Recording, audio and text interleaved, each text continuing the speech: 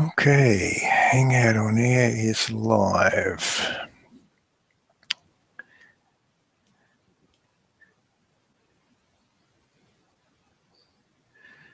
And now I need to go to the PowerPoint.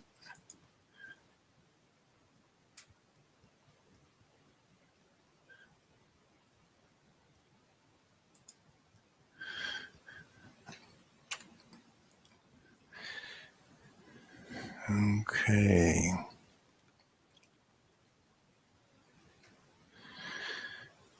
So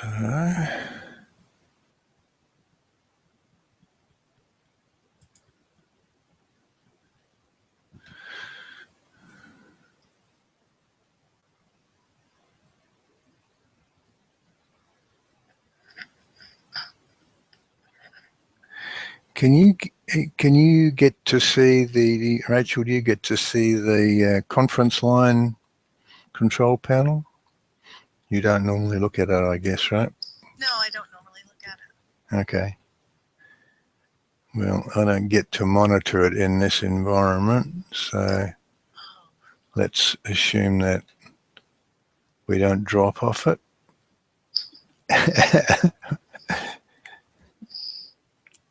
If you want, I mean, I can. No, don't worry about it. Okay. Don't worry about it.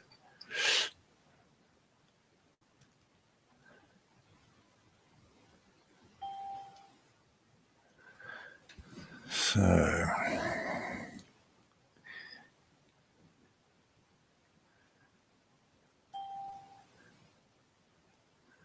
I would say that's Rianne at a guess. Good. Just waiting for everybody to gather here.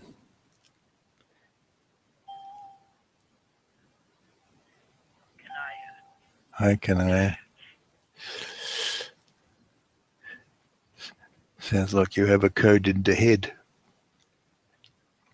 Yeah, a little bit. I had a season attack. It actually just started.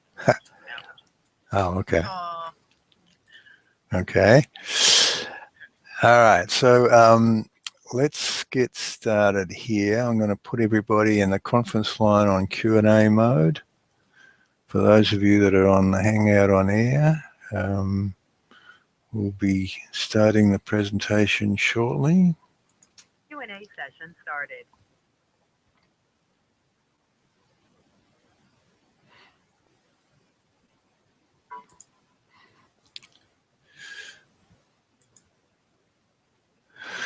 So, welcome everybody. This Hangout is our summary for the week, and being the first Saturday a month, of course, we welcome Rachel to our call. It's a little party that we have once a month here that's a lot of fun. Mary Beth is off today. She's off babysitting. And for those of you on the Hangout on Air, this is also being simulcast on our conference line. The number there is on your screen. You're welcome to join us on that line and for the extended discussion that will follow this. And of course, bring your questions and we welcome them. So let's begin here. Let's gather the hordes here.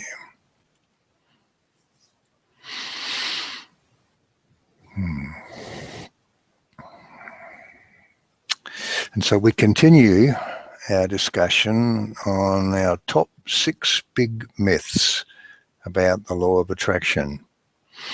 And they, of course, are it's just one of many universal laws, number 1. Number 2, it responds to my now focus. Number 3, creating takes time because there's a manifestational lag. 4, it's more powerful when many people focus together. 5, it still needs action, that is hard work. And 6, it takes time to master. And as we continue here, we'll revisit the really important difference between what's fundamental and what you get to choose. Let's be clear up front once again that we're not here to tell you what you should believe. Whatever you choose to believe is up to you. Each and every one of you has a unique story, and there is no good or bad way, or right or wrong way of playing this game. In truth, in different versions of you, in equally valid and real versions of you, you're making different choices and playing different versions of the game. This discussion is for this version of you. It's about creating what you want. We're here intersecting with you because our intent is to add our perspective. It's fun for us to interact with those of you trying to figure out how to make some new choices and change your life. So, it's perfectly okay if you choose to believe in angels, in archangels and guardian angels, in ascended masters and a hierarchy of celestial beings, in reincarnation and in old souls and young souls, in an all-powerful God and a devil, in sin and salvation, in heaven and hell, in sacred geometry, in Akashic records, or in astral travel, or for that matter, in astrology or tarot cards, or reading palms or tea leaves. It's perfectly okay if you choose to believe in a round earth or a flat earth, in UFOs and extraterrestrial visitors, in global warming or no global warming, in polar bears going extinct or thriving, in medical doctors or homeopathic medicines or healers, in vaccinations or no vaccinations, or vitamins or antibiotics, in quantum physics or Newtonian physics or both, in gravity and time and trees and plants and birds, in seas and tides and storms and calm and earthquakes and tsunamis. It's perfectly okay if you choose to believe in the law of attraction. And it's perfectly okay if you want only the simple version, that your thoughts create your reality. And for as long as you choose thoughts that feel good, you're heading in the direction of what you want. But if you're wanting to really comprehend the true nature of who you are, to have a foundational understanding about everything, you cannot get there if you start from a flawed premise that all of those things we listed above are somehow external to you and beyond your control. If you start from that place, your puzzle is always going to be missing some key pieces, and your answers always end up in a tangle of maybes. Let's look at myth number 3. Creating takes time because there's a manifestational lag. Now, when Abraham coined those words, they were using simple language to explain why your focus right now on something does not necessarily manifest it immediately in your experience. However, they were not saying there's some sort of celestial timer that gets invoked whenever you make a new belief choice. There is no fundamental delay. They go on to say at great length that you have to line up with your choice. And it is that lining up that sometimes takes a little time. We would say you create the consciousness that is you and the matching context that always accompanies you instant by instant, like the frames of a movie. From that huge tapestry of expectations you have that's been created by your previous belief choices about everything, including, of course, those things we listed above. When you make a new conscious choice, it is often the case that what you believe consciously does not match what you believe superconsciously. In the longer discussion that follows here, we'll go into this in more detail. But when those two are in alignment, manifestation is immediate. Let's look at myth number 4. It's more powerful when many people focus together. Well, if you start from the premise, as we said before, that the world is out there, and let's say your goal is world peace or saving the planet, then it's entirely reasonable that you would put your energy into reaching as many people as you can. You need to create a groundswell of popular opinion. You'll be doing things like joining or organizing groups that see things as you do.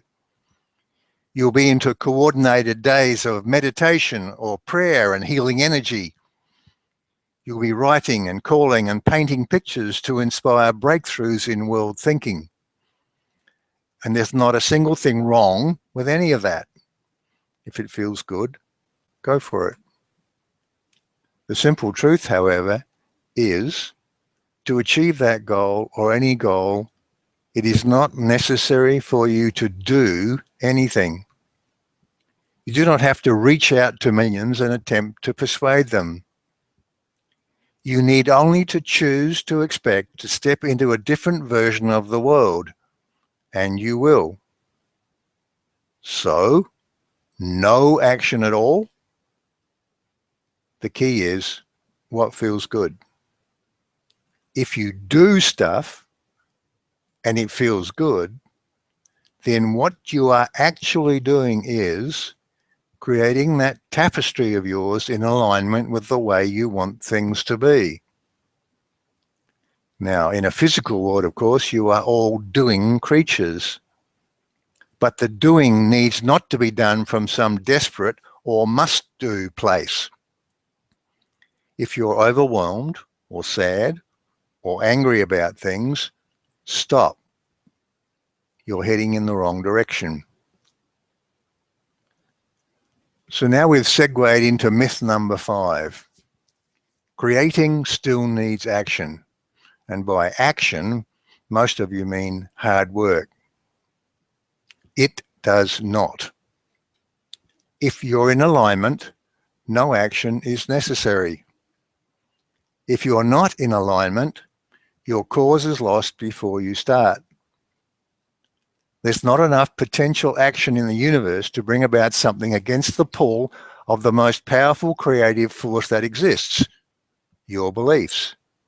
Because it is your beliefs that create everything in your world. When you're in alignment, doors appear before you that you never even knew the existence of, and they will open at your touch. As you step through them, you will do stuff, and it will be easy, simple. You will be flowing downstream with the current. And lastly, myth number 6. All of this takes time to master. In other words, even after you've made the mental switch from it's an out there world to it's all an inside job, which it is, and to knowing how to create what you want, you're still going to have to put time and energy into getting to the place of mastery, of consistently being able to put that knowledge into practice. That's myth number 6. Well, perhaps, and perhaps not. You're creating it all, remember? So how would you choose it to be from now on?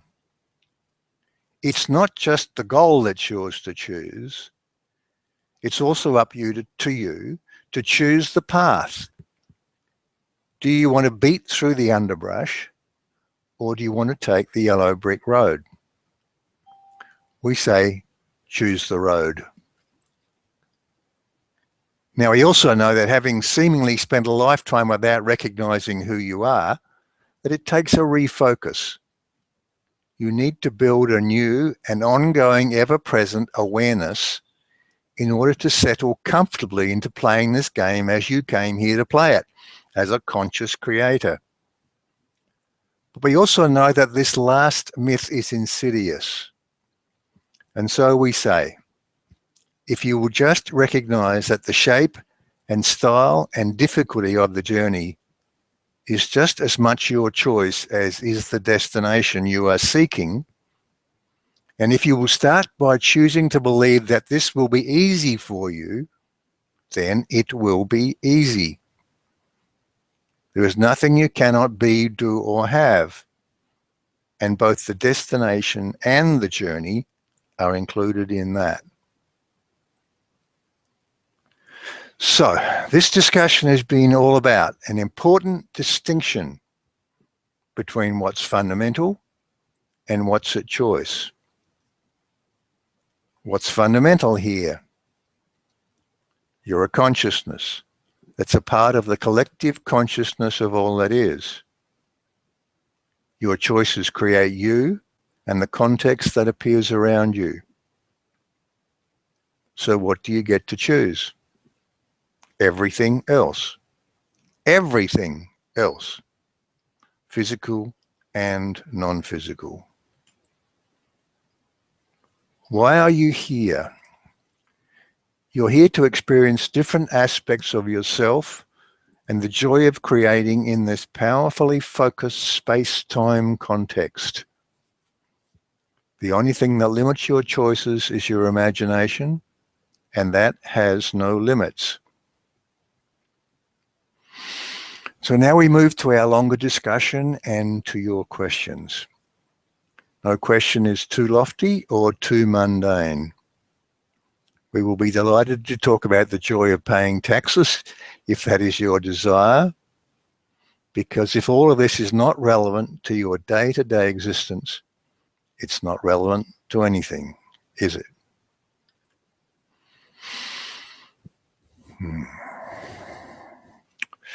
So, this is our summary of the theme for the week, and we'll continue now our discussion on our conference line.